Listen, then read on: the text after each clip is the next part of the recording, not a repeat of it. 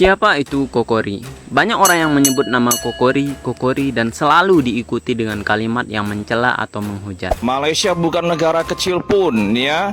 Macam mana tak ada orang tanam padi lalu produksi padi sendiri? Apa kerja Menteri Pertanian kamu itu, Mat Sabu itu ya? Okey, yang pertama saya nak bagi tahu Kokori, dalam media press tersebut di hadapan Menteri Pertanian Indonesia, wartawan Indonesia bertanya kepada Haji Ahmad Sabu, Menteri Pertanian Malaysia, adakah Malaysia ingin mengimport beras dari Indonesia?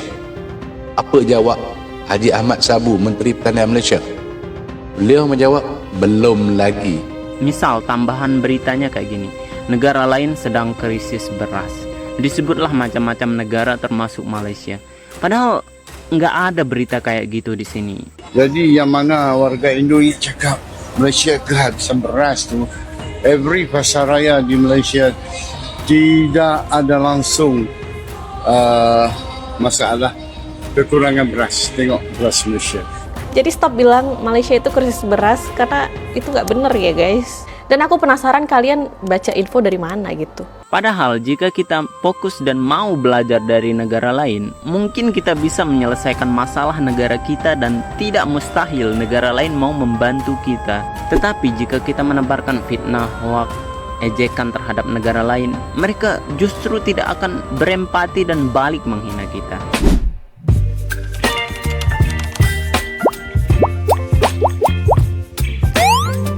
Halo sahabat, saya Ria Oktorina kembali hadir bersama kalian dengan sebuah cerita yang bukan hanya membuka mata, tapi juga mengajak kita semua untuk berpikir lebih jernih sebagai warga Asia Tenggara. Kali ini, kita akan membahas sebuah isu yang sempat bikin gaduh media sosial. Benarkah Malaysia sedang krisis beras atau ini hanya kesalahpahaman yang diperbesar oleh netizen yang terlalu cepat menyimpulkan tanpa fakta? Apa-apa nak import ya, makanan 72 bilion ringgit import dari luar negara. Malaysia bukan negara kecil pun ya.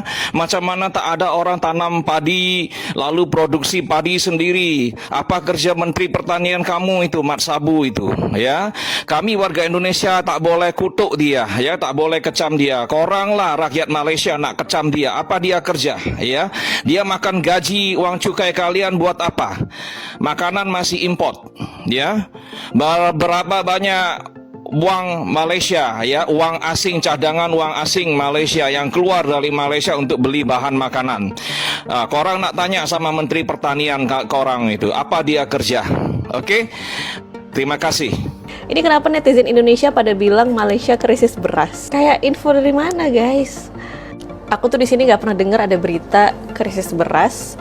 Dan kita masih makan nasi di sini. Yang di kondangan itu aku makan dikit karena bukan krisis beras, tapi karena udah malam.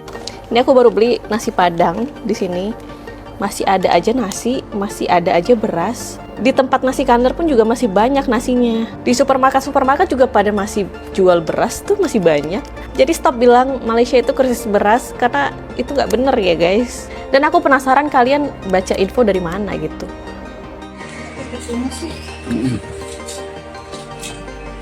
Siapa cakap Malaysia tak ada beras? Tengok beras Malaysia. Ini bahagian sini, bahagian 5 kilo. Okey. Kita tengok harga dia RM20 untuk 5 kilo. Basmati RM37.99. RM38.99. Beras basmati Usakrin 1121. Jadi yang mana warga Indonesia cakap Malaysia kehabisan beras tu, every pasaraya di Malaysia tidak ada langsung masalah kekurangan beras. Tengok beras Malaysia. Siapa itu Kokori? Banyak orang yang menyebut nama Kokori, dan selalu diikuti dengan kalimat yang mencela atau menghujat. Dia tidak memiliki profil yang jelas saat aku cek, tapi kemungkinan besar ia adalah orang Indonesia. Jika kamu pikir di video kali ini aku akan membahas tentang dia, itu tidaklah benar. Tapi aku mau bahas tentang pemikiran Kokori dan banyak orang di Indonesia, yaitu sulit berpikir secara objektif dan suka menghina orang lain. Pertama, kenapa berpikir objektif itu sangat sulit di Indonesia atau sedikit sekali orang yang berpikir seperti itu? Karena hal yang objektif itu sangat pahit dan mengerikan sekali. Itulah yang membuat kita orang-orang Indonesia enggan untuk berpikir seperti itu. Coba kita lihat secara realita terhadap negara kita. Kita bukan hanya tertinggal dari negara-negara lain, tetapi negara kita sedang bermasalah, Joy. Bermasalahnya pun multidimensi dan meluas, dari rakyat sampai ke pemerintahannya. Negara kita sedang tidak baik-baik saja. Coba kita lihat realita. Korupsi di mana-mana. Kemiskinan menurut Bank Dunia mencapai 60,3%. Pengangguran paling banyak di ASEAN. Orang yang tidak kompeten memerintah. Birokrasi yang buruk. Jika kita berpikir secara objektif, realitas seperti itulah yang kita dapatkan. Jadi lebih gampang kita menjelak-jelakan orang lain, negara lain, daripada kita melihat realita pada diri kita sendiri. Ini poin kedua. Padahal jika kita fokus dan mau belajar dari negara lain, mungkin kita bisa menyelesaikan masalah negara kita dan tidak mustahil negara lain mau membantu kita. Tetapi jika kita menebarkan fitnah, hoaks, ejekan terhadap negara lain, mereka justru tidak akan berempati dan balik menghina kita. Dan entah kenapa kita sangat suka melihat berita buruk dari negara lain, menjadikannya hinaan, cacian, dan fitnahan gitu. Misalnya gini, Indonesia lagi surplus beras, dan ya alhamdulillah kabar baik. Tapi tambahan dari berita itu seakan-akan merendahkan negara lain. Misal tambahan beritanya kayak gini, negara lain sedang krisis beras. Disebutlah macam-macam negara termasuk Malaysia. Padahal nggak ada berita kayak gitu di sini. Mungkin itu sektor produksi dalam negeri ya, aku juga nggak tahu soal itu. Tapi komentar-komentar netizen Indonesia itu seakan-akan Malaysia ini mau kolaps, cuy. Padahal lihat realita, negara yang katanya surplus beras itu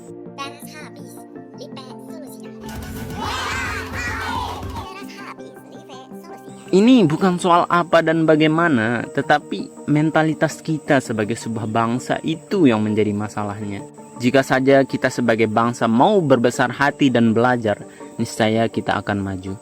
Tetapi mungkin kita terlanjur malu untuk itu, sehingga saat sekarang kita berada di jalan yang salah, kita tidak mau melihat jalan yang benar dari orang lain ataupun negara lain, karena ego dan gengsi kita.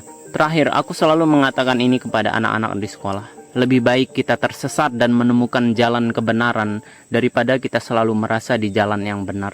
Malaysia mengemis beras ke Indonesia hasil ucapan Menteri Pertanian Indonesia.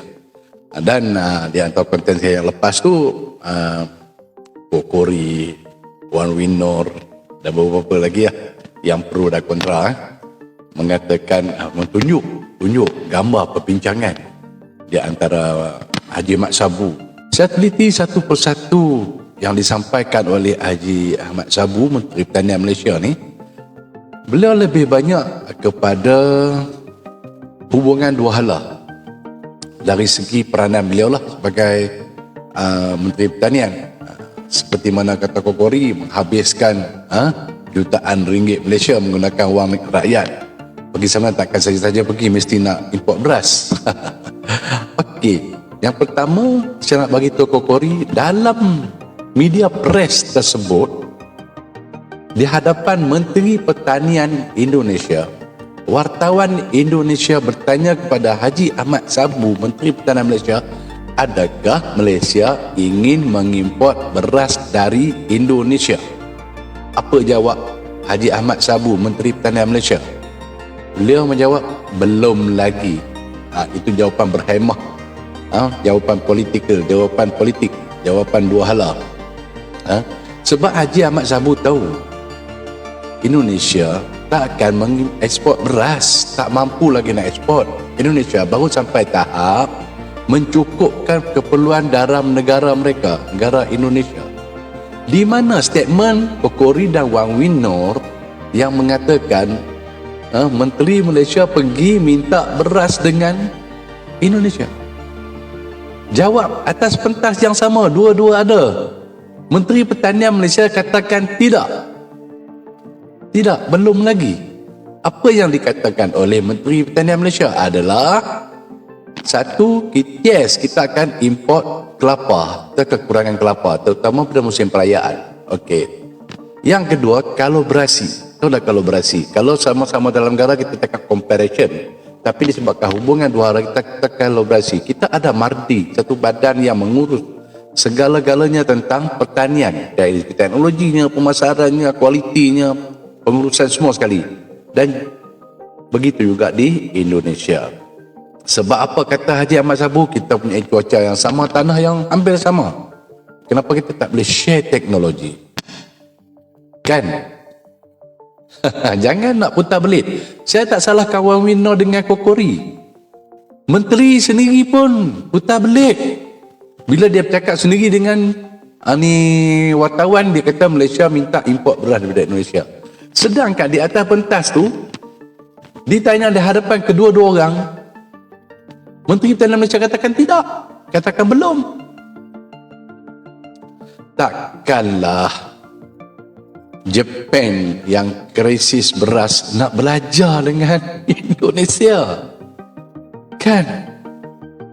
Kita belajar sama menghadapi perubahan cuaca dari segi La Nina-nya, fenomena El Nino, pertambahan hujan, teknologi penyediaan benih, pembajaan, teknologi penyediaan. Malaysia 10 tahun dah menggunakan drone.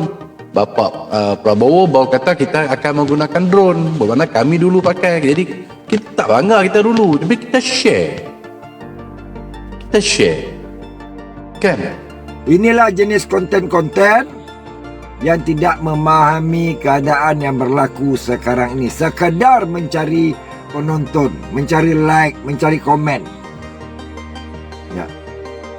Malaysia krisis beras. Malaysia krisis beras, minta Indonesia impor beras dengan harga yang murah, bantu sesama Melayu Nusantara. Tajuk pun sudah sudah salah, tidak faham apa maksud impor sama ekspor. Malaysia krisis beras, dia kata Malaysia sudah ada krisis, minta Indonesia impor. Mana Indonesia minta Indonesia beli beras daripada Malaysia. Itu tu. Nanti dia ditegur marah. Aku bila tengok konten-konten yang begini, budak SD pun memahami lah. Kalau budak SD Malaysia faham apa itu impor dan ekspor. Ni gua bilang, ni sama bagi tahu. Impor maknanya kamu suruh Indonesia impor beras daripada Malaysia. Itu yang kamu tulis itu. Ya. Ekspor mana kalau tulis Malaysia krisis beras, minta Indonesia ekspor beras dengan harga yang murah ke Malaysia, itu baru benar. Tapi Malaysia tidak ada krisis beras. Berlambak loh kedai itu. Berlambak kedai. Ya. Berlambak beras di kedai-kedai. Ya. Cuma kami nak tahu ke mana pergi beras tempatan. Beras banyak. Ya. Malaysia merupakan salah satu negara pengimpor beras terbesar di dunia, mengandalkan impor untuk memenuhi kebutuhan dalam negeri. Pada tahun 2023, negara ini mengimpor beras dari beberapa negara utama, dengan Vietnam sebagai pemasok terbesar, mengirimkan hampir 399 juta kilogram beras senilai sekitar 216 juta dolar Amerika Serikat. Thailand menyusul di posisi kedua, mengirimkan sekitar 370 juta kilogram beras dengan nilai sekitar 211 juta dolar Amerika Serikat. Beras dari Thailand terkenal dengan kualitasnya yang tinggi, terutama beras jasmine yang harum. Pakistan juga berperan penting sebagai pemasok beras, mengirimkan lebih dari 322 juta kilogram beras senilai 186 juta dolar Amerika Serikat, dengan varian basmati yang banyak diminati. India, dengan beras basmati dan non-basmati, mengirimkan sekitar 218 juta kilogram beras senilai 140 juta dolar Amerika Serikat. Sementara itu, Kamboja menyumbang sekitar 50 juta kilogram beras dengan nilai sekitar 39 juta dolar Amerika Serikat, yang terkenal dengan kualitas beras aromatik yang disukai pasar lokal. Keberagaman pasokan beras dari negara-negara ini membantu memastikan kestabilan pasokan beras di Malaysia untuk kebutuhan konsumsi lokal. Beberapa minggu terakhir, dunia maya kita sempat heboh. Muncul narasi-narasi yang menyebutkan bahwa Malaysia tengah mengalami krisis beras, kekurangan bahan pokok, hingga ada yang bilang masyarakatnya mulai panik. Tapi pertanyaannya, apakah benar demikian? Apakah ini fakta? Atau hanya asumsi sepihak yang tidak punya dasar kuat? Saya menemukan sebuah klarifikasi menarik yang disampaikan oleh warga Indonesia yang tinggal langsung di Malaysia. Bukan satu orang, tapi beberapa. Mereka yang mengalami hidup sehari-hari di sana justru bingung kenapa kabar seperti ini bisa ramai di Indonesia. Mereka bilang tidak pernah ada keluhan soal kekurangan beras. Bahkan nasi lemak, nasi kandar, nasi padang, semuanya masih tersedia seperti biasa. Lebih dari itu, mereka juga memperlihatkan fakta di lapangan. Pasar dan supermarket tetap menjual beras dalam jumlah cukup, warung makan tetap buka seperti biasa. Lalu, kenapa berita krisis ini bisa menyebar luas? Siapa yang pertama kali menyebarkan? Dan apa tujuannya? Yang lebih menggelitik lagi, muncul tokoh atau akun seperti Kokori yang menyulut perdebatan dengan narasi-narasi meremehkan negara tetangga. Entah siapa dia sebenarnya, tapi narasinya menunjukkan satu hal yang menyedihkan. Ada sebagian dari kita yang masih sulit untuk berpikir objektif dan lebih senang mencemooh daripada belajar dari realitas. Padahal kalau kita mau jujur, kondisi di dalam negeri juga masih jauh dari ideal. Menurut data Bank Dunia, lebih dari 60% penduduk Indonesia masih tergolong miskin atau rentan jatuh miskin. Kita juga sedang menghadapi tantangan serius dari angka pengangguran tinggi, korupsi yang merajalela, hingga kualitas birokrasi yang masih sangat butuh perbaikan. Namun ironisnya, ketika melihat negara lain, apalagi tetangga seperti Malaysia, dalam kesulitan yang belum tentu benar, kita malah menyoraki, bukan menyodorkan bantuan atau simpati. Ini bukan budaya kita yang sesungguhnya, ini bukan warisan nilai luhur Nusantara. Kita lupa bahwa dulu kita adalah satu. Di masa penjajahan, Indonesia dan Malaysia adalah saudara serumpun. Perbedaan negara hanyalah garis batas administratif, tapi hati dan sejarah kita terhubung. Kalau ada saudara kita yang sakit, bukankah kita seharusnya ikut merasakan pedihnya? Saya sangat setuju dengan pernyataan salah satu mantan guru honorer asal Indonesia yang kini bekerja sebagai buruh sawit di Malaysia. Beliau dengan jujur berkata, "Saya dulu guru, tapi demi hidup yang lebih baik saya datang ke sini." Lalu dia tambahkan, netizen Indonesia harus lebih bijak. Jangan cepat menuduh, apalagi menertawakan keadaan orang lain. Kata-katanya sederhana, tapi sangat dalam. Ia mengingatkan kita pada rasa malu yang seharusnya muncul dari sikap gegabah dan sombong. Masalah kita sendiri belum selesai, dari skandal korupsi di Pertamina yang tembus 900 triliun rupiah hingga kasus lain yang nilainya fantastis. Tapi, kenapa kita begitu semangat mencari kesalahan orang lain? Apa kita sudah terlalu kebal terhadap krisis moral sendiri?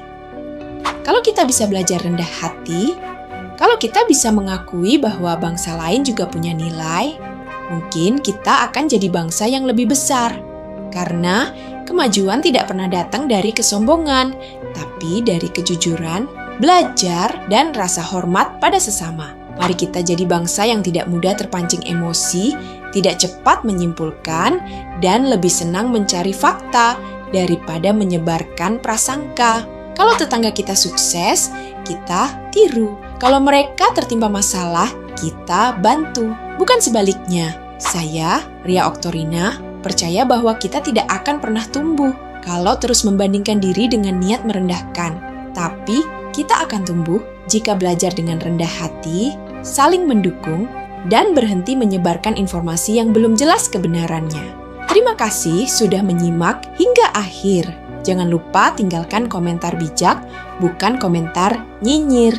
Karena dari ruang ini, kita bisa memulai perubahan kecil menuju bangsa yang lebih kuat. Sampai jumpa di video berikutnya. Saya Ria Oktorina, pamit. Baby, you